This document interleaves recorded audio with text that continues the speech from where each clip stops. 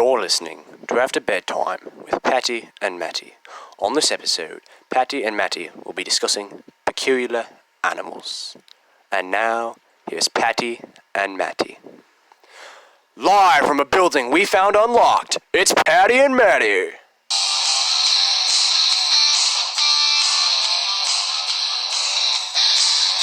Hey, what's up, guys? This is Patty. And this is Matty. And today we're going to be talking about weird animals. Let's get to it. Here we go! And we got our sound guy, Nick, over here. Bruh. And first we're going to be starting out with his thing. So, Jamie, what you got? Alright, so today I'm going to be telling you about this animal that's my spirit animal, which is a vine that recites lines from vines. Alright, so now I'm going to play a few audio clips that I recorded of this vine. Alright. He needs some milk! I have crippling depression. So those are some vines that it's been reciting, and I actually have a vine here today. It is Wednesday, my dudes. So do you idiots have any questions for the vine? Hey there, Vine. Hi, welcome to Chili's. What's your favorite animal? I like turtles. What's your favorite food? These biscuits.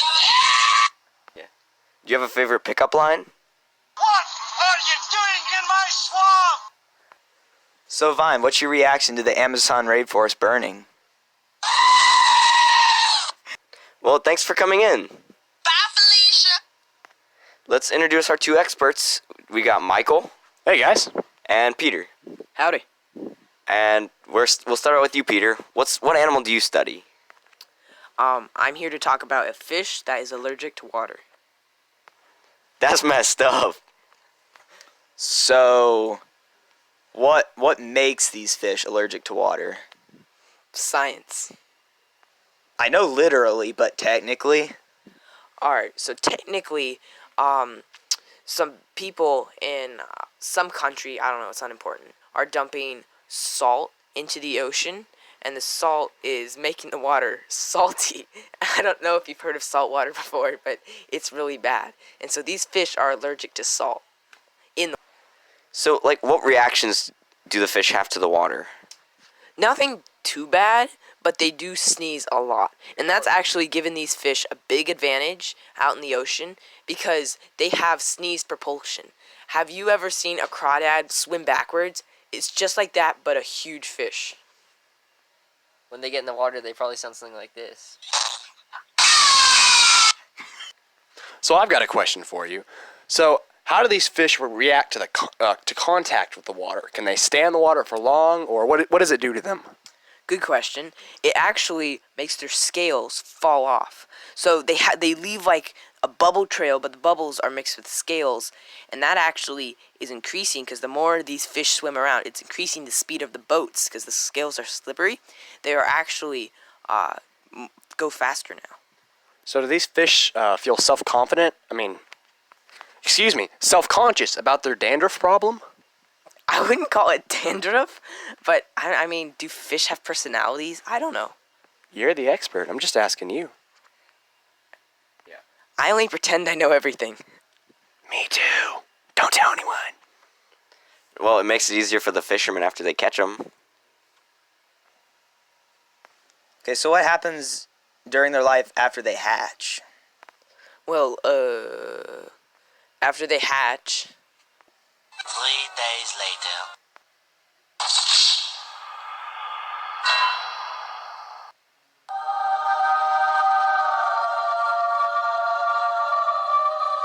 Well, thanks for joining us, Peter. And now let's get to you, Michael. So actually we got a caller from Russia.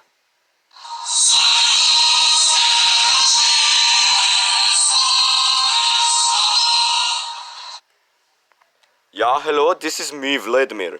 I have escaped Gulag and am talking about animal. Hi, Vladimir. Nice to have you on again. So, what's your animal? I am talking about Chernobyl chupacabra. Oh, okay. Chernobyl chupacabra. What is that? It is big animal from Chernobyl. You know, big explosion. Boom, go boom. Yes. And it is long-necked, stupid-looking bear. It have mermaid tail and big antlers. Vladimir, I've got a question. How? Boom. So are you saying that after the Chernobyl explosion, this thing just originated? It could have been bear inside the reactor. He might have caused explosion. So do you know what it was before it mutated? Probably worker. I mean, yeah, that makes sense. Is this a dangerous animal by any chance? Oh, no. He will make cupcakes for you and serve them to you, and then he will eat you. Are these good pets? There is only one, and no. Here, I got one. Are these cupcakes good? Because if they're gonna kill you afterward, they at least have to be good. He makes the most high-quality cupcakes ever created. You sound like you taught from experience. Yeah, have you seen this before? I have seen him serve cupcakes to gulag friends. So that reminds me, last time we talked to you, weren't you in a gulag? How did you escape? We challenged Warden to full contact golf game. And we won. Well, it's nice to have you on again, Vladimir. I want to know, how big is this animal? Well, he is about 2.5 feet tall, but he can eat whole 7-foot man. I got one more question. What does this animal sound like? Have you ever heard frog being burned in fire? It sounds like that with horse screaming also. Here is audio recording of my first encounter.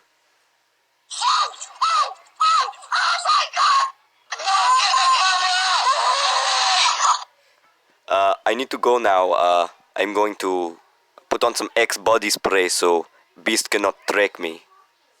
Alright, bye Vladimir. Thanks for coming. We'll be right back after a message from our sponsors.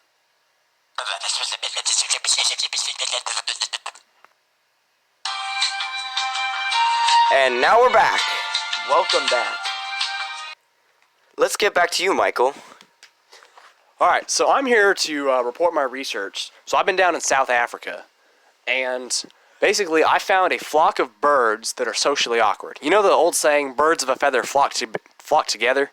Well, these birds are featherless. So that means that they're not good at flocking together. And because they can't flock together, so anyway, these birds, they're real loners. They go off by themselves, and yeah, that's about it. Oh, I pardon my sudden accent.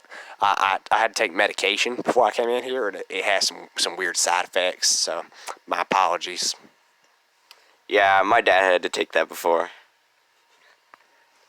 I have a question. Can these birds fly? Well, these birds can fly in certain instances. For instance, they can fly down. If they start up somewhere high, then they can fly down. But I've yet to see one of these featherless birds, fly up. Here's a question. Since these birds are featherless, what's their color? You know that really ugly crayon color?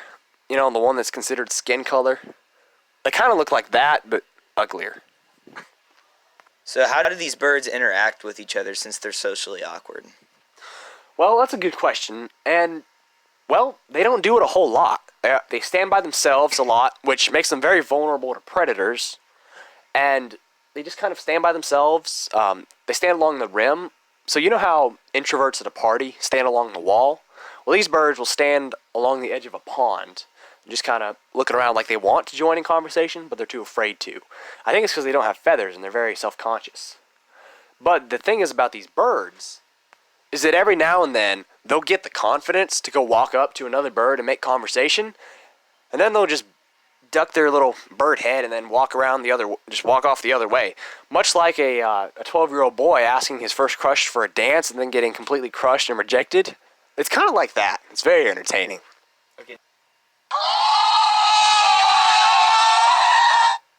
Do these birds swim by any chance? Well, much like they're flying, they can swim down just great, but I've yet to see one swim up. Or sideways or yeah. I hope that answers your question. Are these birds just stupid? Yeah, pretty much. I mean, these birds, I mentioned they live near a pond, but they just kind of wade in the shallows and just kind of pick at the insects and stuff that live along the edges of the pond. But the dumber ones often go out towards the middle. You said earlier they're very vulnerable to predators, so are they going extinct? Yeah, pretty much. There's not much going for these birds at the moment. Can you eat them? I mean, these birds have to have a purpose. Yeah, I mean, I'm sure you could. But what's the point of... But you see, the thing is these birds, because they're so self-conscious, they just don't have any guts. So what's the point in eating them if there's really nothing to eat? You don't eat the guts. Have I been eating the wrong thing this whole time? We need to talk about this off air. So how do the predators react when they see this awkward bird? Well, you know what's interesting is we can actually tell you, because I've been working with a team of scientists down in South Africa, and what they've done is they've created an animal thought translator that they managed to put around the neck of a lot of the predators. So this is what predators think when they see these birds. Bruh, look at this dude. Wait till you see the...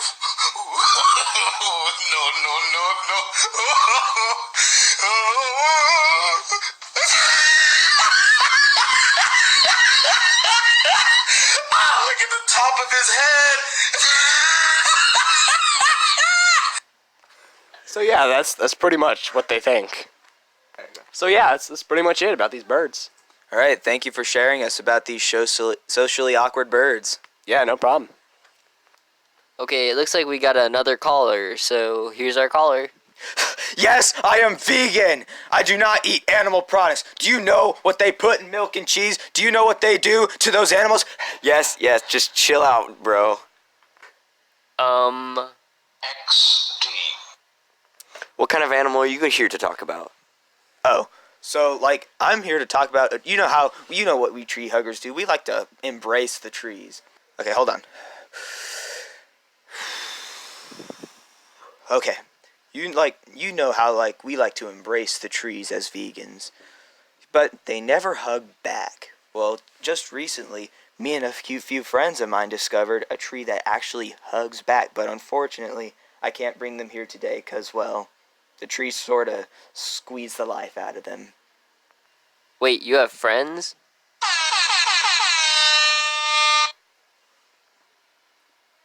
Yes, in the vegan support group. All right, so tell us more about this tree. This tree tends to be more in like, I would say foresty areas, not really just in like your backyard or in a jungle. We were in a camping trip. We were just kind of walking along. We're like, hey, that's a pretty tree. We should hug it. We should embrace life. So we went over and hugged the tree, but I quickly backed up because I was like, something seems different about this tree.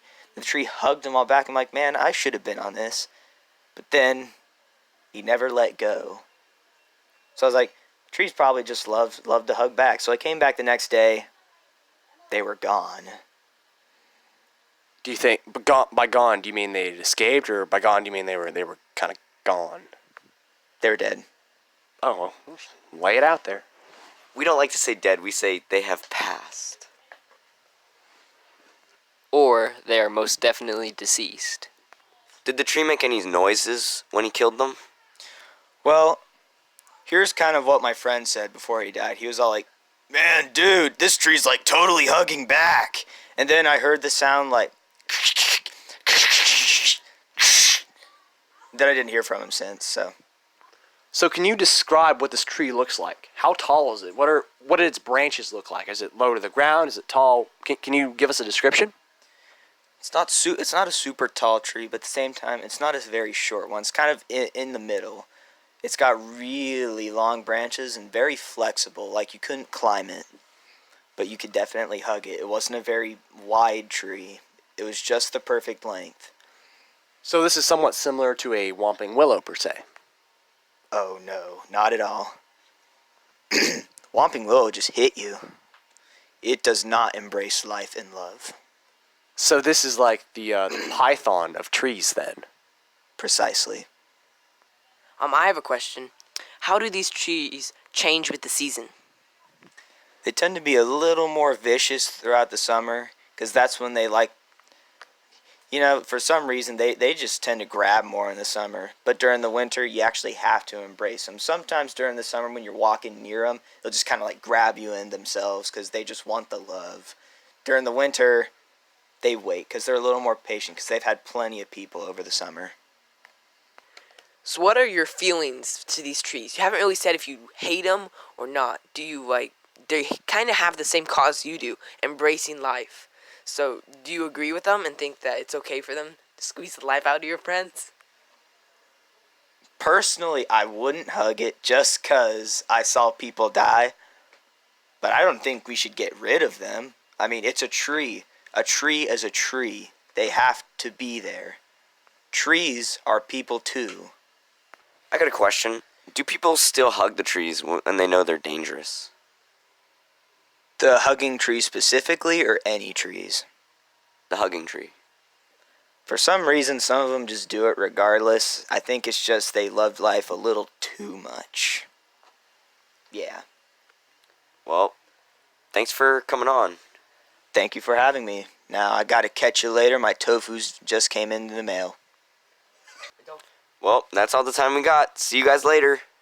This is Patty. And this is Matty. Don't forget to subscribe and comment your ideas below. And if you have any questions, also comment those. Don't forget to follow us on Instagram at After Bedtime Official. See you guys later.